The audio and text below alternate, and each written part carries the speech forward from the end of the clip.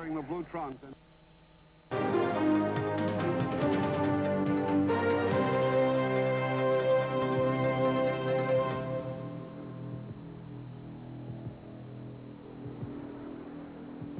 Wallsend High Street, last New Year's Eve.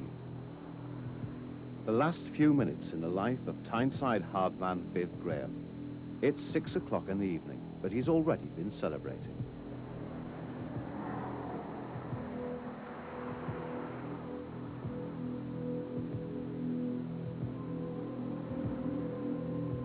Viv Graham's on his way home to change, ready for the night ahead. But he won't be seeing the new year in. His killers are waiting. They've smashed the driver's window of his Ford Cosworth to make sure he pauses outside the car.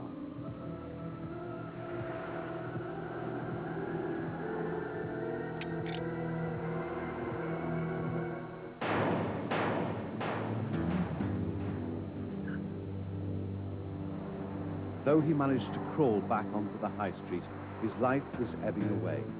He died 4 hours later in hospital.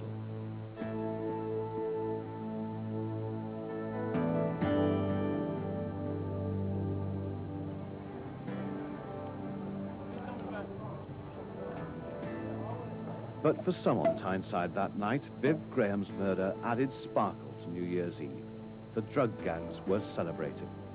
They'd been barred from dealing in the pubs and clubs looked after by Viv Graham. Now the bars were unprotected, giving the pushers the chance to force their way into new markets. But the landlords amongst his friends in Wallsend and Byker were deeply shocked by his murder, which was already creating a tense atmosphere in Tyneside's popular clubs and pubs.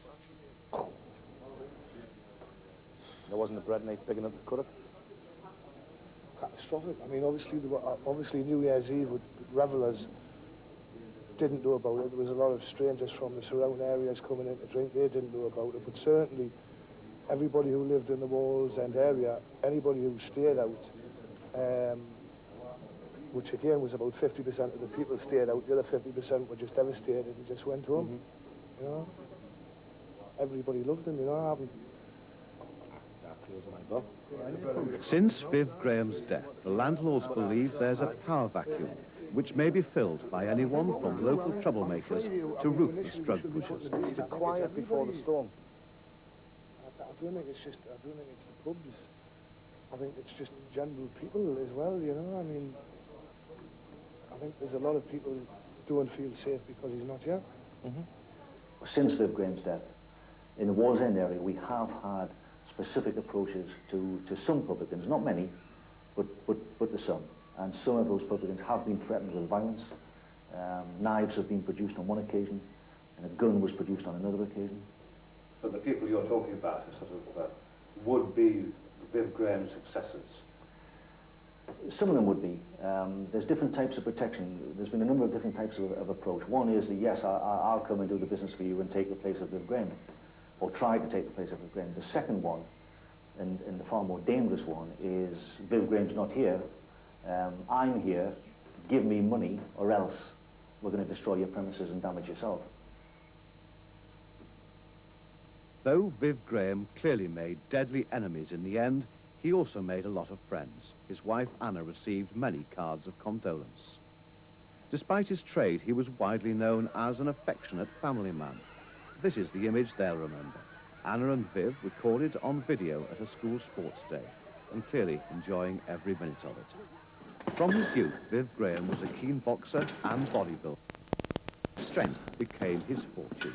His services soon in demand at popular Tyneside pubs and clubs. He wasn't, to be fair, the sort of guy who would go to a licensed premises and ask for protection money, or else he would come back and smash up the premises. And that wasn't his game at all. He would provide a service to managers on a voluntary basis that if they had trouble, rather than come to the police, or if the police couldn't do a good enough job for them, Viv Graham would step in and sort it out.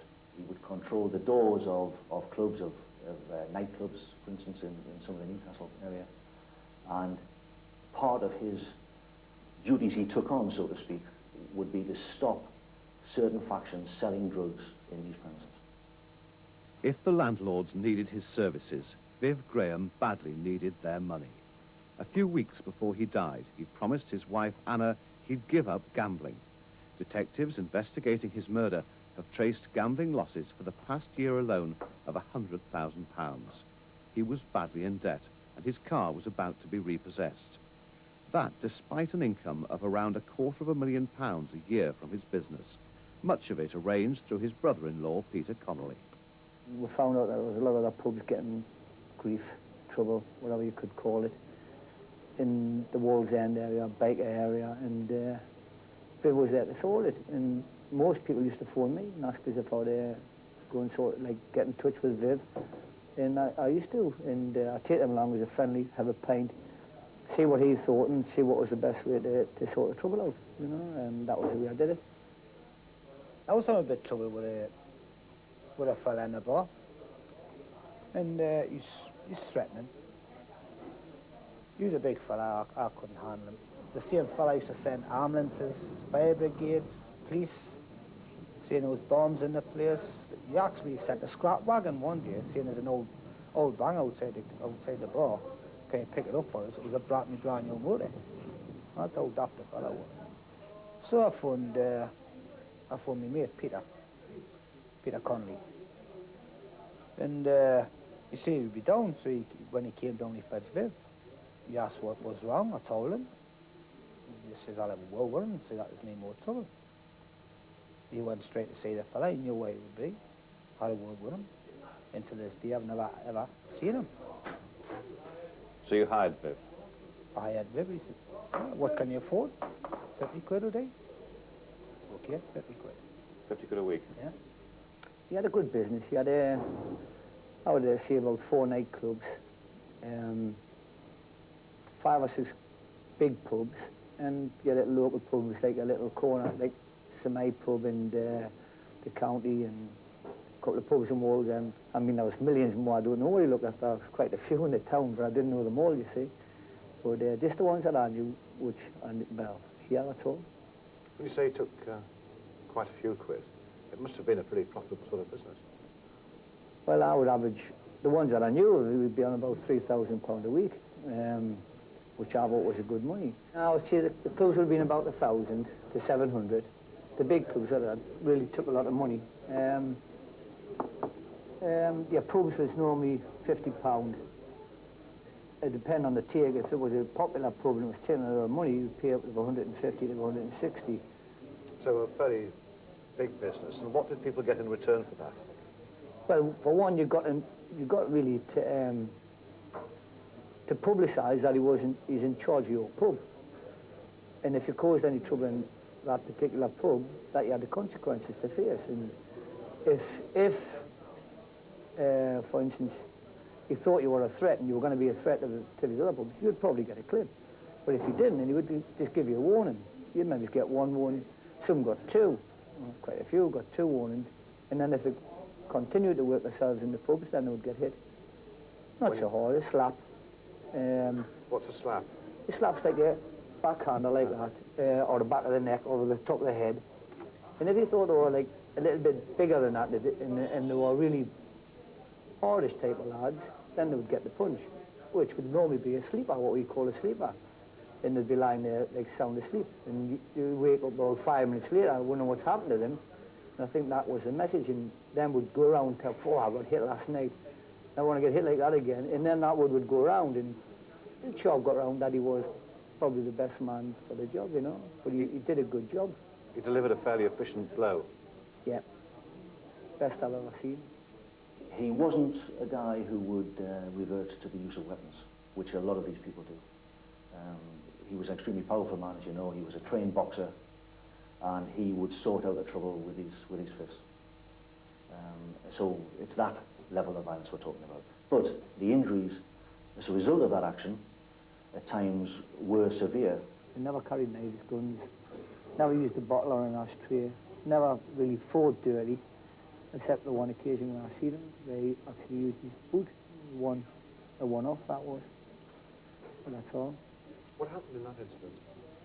Yeah, he obviously got jailed for it. It was in a nightclub in Newcastle, and it was just, he was in with the wrong clique, and he was set up. As far as I was concerned, he was set up, and he realised that he was messing with the wrong people, and they were just going to use him. He was doing the dirty work for them.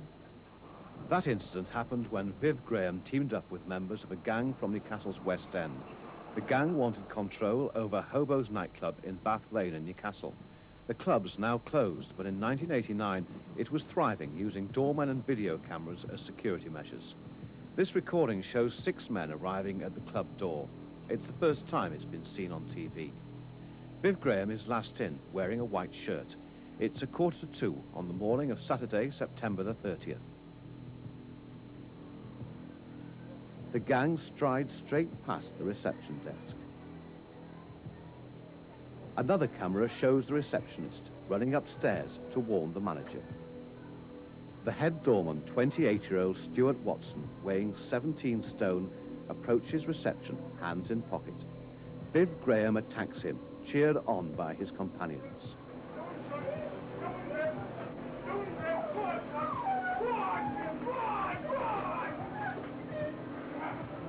One shouts orders to the receptionist. Viv Graham now has a pressure point on Stuart Watson's neck, preventing him from defending himself. As the beating goes on, another doorman shows signs of intervening. A punch from one of the gang stops that. Stuart Watson is then dragged out of the camera vision onto the dance floor. The receptionist, in shock, desperately tries to wipe up the blood, then calls the police. The gang depart, led by Viv Graham. They'd been in the club for just 3 minutes and 41 seconds. As they swagger out, one pauses to tell the manager that it was a private fight. The trial was told that Stuart Watson was punched about 20 times in the face and head by Viv Graham. And then, as he staggered around, covered in blood and semi-conscious, he was attacked by other members of the gang. Despite the beating he took, Stuart Watson refused to give evidence. Viv Graham was jailed for 3 years, 4 of the gang, 2.5 years, and the 5th man, 4 months. When he got out of jail, Viv Graham isn't thought to have worked with this gang again.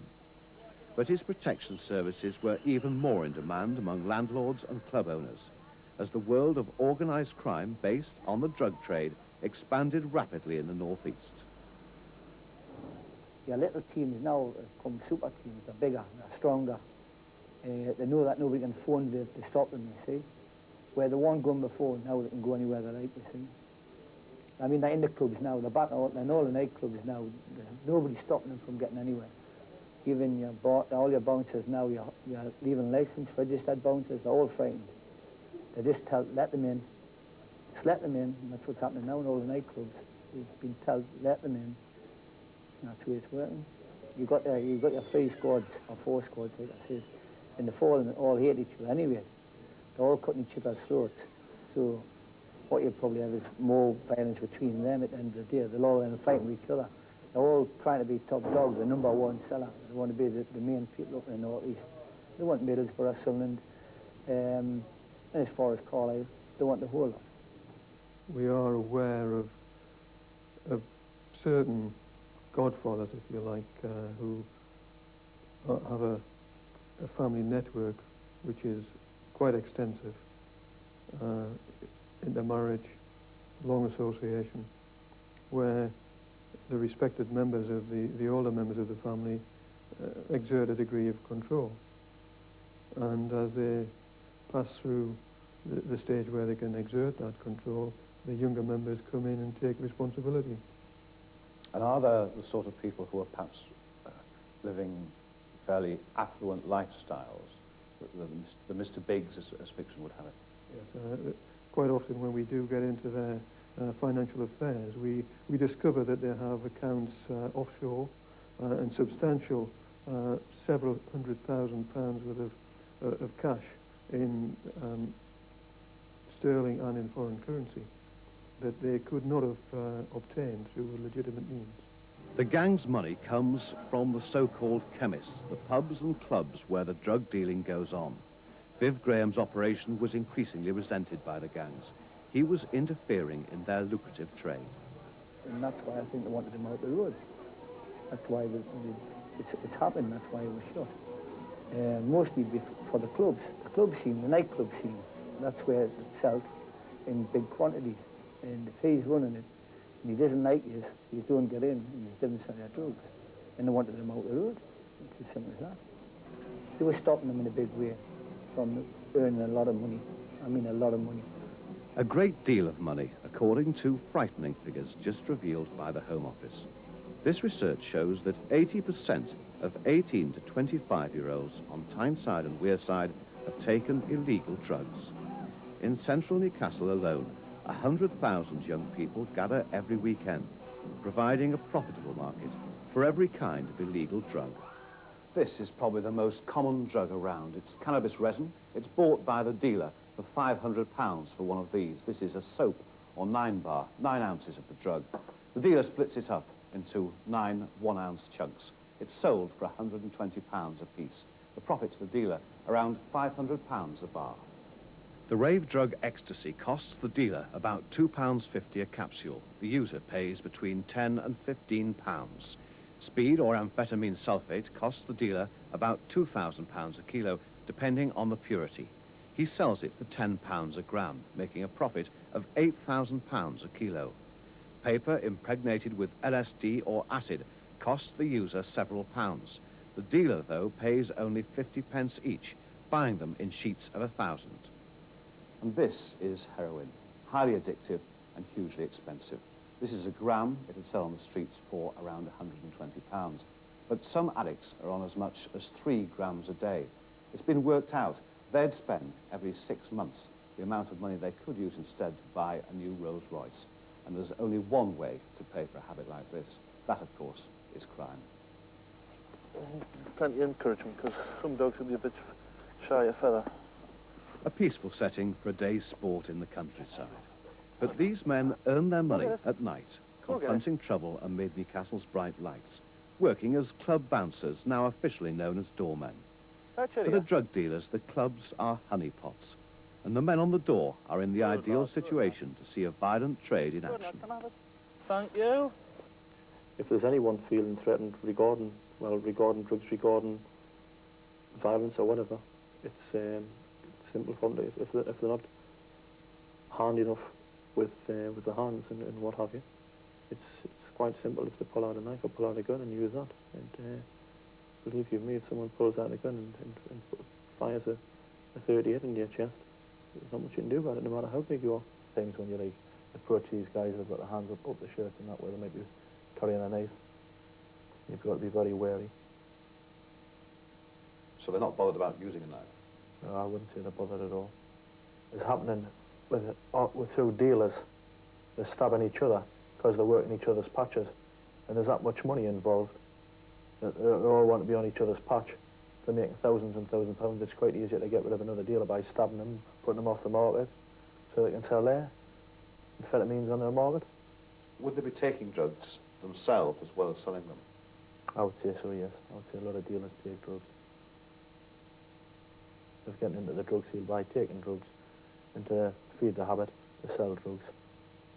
They'd walk in their pub, dead noisy, push people out the road. First thing to do is sit at the table, and Mum would get the papers out, the joints, and they'd just start to roll a joint. It was like as if it was just like having a cigarette.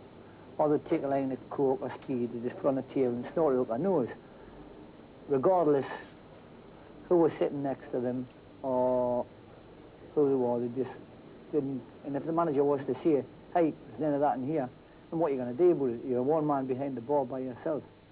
What you got to do, like, is try and just humans, oh well, there's none of that. And if you let them get away with it, they do it all the time. But if you stop them, you get your bar wrecked. You'd pull the pumps off. It's a regular habit. Pumps come off dead easy. They smash them off. So you're out of beer for maybe a day till the breweries come and put your beers back on. And then what they do is then they'd come back in late, like 11:15 on a Friday or a Saturday night, when you're really busy, and do it again. So that they're upsetting your trade, they're upsetting your people. till it got to the point where everybody was frightened to come in your pub. Now, why didn't the pubs and the clubs go to the police instead of going to Viv Graham? The repercussions, the windows, the pepper bombs, the threat to your kids, little things like that. They had a way of frightening people. That was, they knew the police weren't going to be there 24 hours a day. We all know they do a good job, but they can't be there 24 hours a day, and that's why they never went to the police. And a lot of publicans, once you start going to the police, you get regarded as a grass or whatever, and they'll call you for the rest of your life. And your pub would be probably black. You get a big black mark on your pub, or they'll use that as the grass's pub. If you call the police, they're away before the police gets there. And the police don't do anything after that. They come and say, and he took, no, you've dismissed them, they're away. That's the end of the story. With Viv, it wasn't the end of the story. You'd follow it up, you go and find them the next day. That's the difference. Do you approve of a situation where people are paying out money to somebody like Viv Graham, when really one would have thought they shouldn't have to pay because they're already paying the police to do that job? Well, that's right, of course. The problem with the Viv Graham situation, and I do appreciate that landlords are in a difficult position at times, but if you go down that line, you are condoning violence, because these people, it's pointless hiring them unless they're going to do something for you. You've got all kinds of problems there.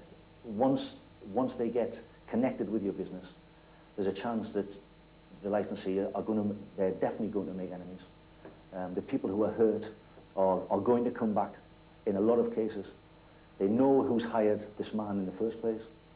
Licensees will be threatened and have been threatened. And of course, you go to the extreme end of the scale, that if you are hiring somebody to dish out violence, there have been many cases in Northumbria Police where people have died after just one blow in a fight. It can easily happen. And of course, I mean, that's the extreme end of the scale. You're condoning extreme violence, which can at times lead to death.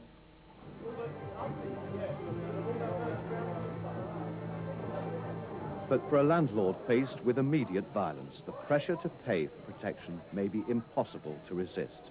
And even more worrying, according to the police, is that going beyond the law for protection hasn't been confined to individual landlords. The head of Northumbria Police CID makes the startling assertion that some of the region's big brewers have themselves paid large sums of money for protection. It surprises me, to some extent, that this is happening.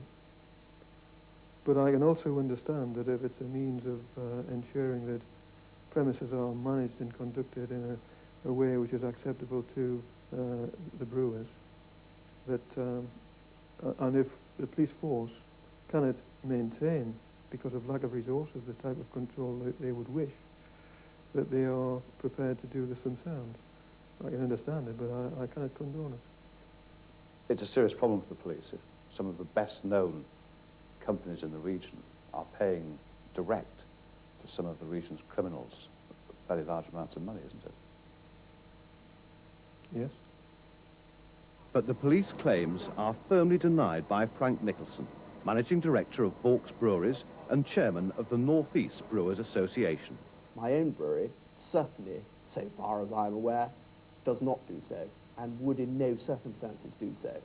I'm pretty sure that the members of my Brewers Association, of which I'm chairman, would take the same line, so I would be very interested to hear the police evidence of that happening. But Vaux have not paid it directly. No. How about your landlords? Let's go back to the control that we have. The 1 in 6 of the pubs that we directly manage, I'm pretty certain no. The 2 more out of 6, i.e. the balance that we own, difficult to say. Our tenants, those are tenanted pubs, let by the brewery, owned by the brewery, and let to a tenant. I don't know. I suspect that some of them may pay it. I would certainly expect, if they told us, that we would get involved to try to help them stop, but rarely would we be told. But you have been told on occasions. Oh yes, I'm aware by hearsay. I haven't been told by a licensee, but I've been told by people who know the licensees that happens. It's very difficult. Imagine yourself in that situation. If you were the licensee and you were questioned, have you paid protection money? very difficult question to answer. But they're, of course, coming to you for advice. What advice would you give them? Oh, the advice I would have no hesitation in giving them, if they came to me, would be that we will get the police involved and we will support what the police are going to do. The brewers are meeting the police to try and find new ways of quashing the drug-related violence that afflicts northern bars. Already in Newcastle city centre, 3 methods of protecting the public from violence and drug dealing are operating. Video cameras watch the crowds. Rogue bouncers who actually caused violence and dealt in drugs are being weeded out. And the bars are linked by a communication system called PubWatch. This enables landlords to alert the police and other pubs to possible trouble.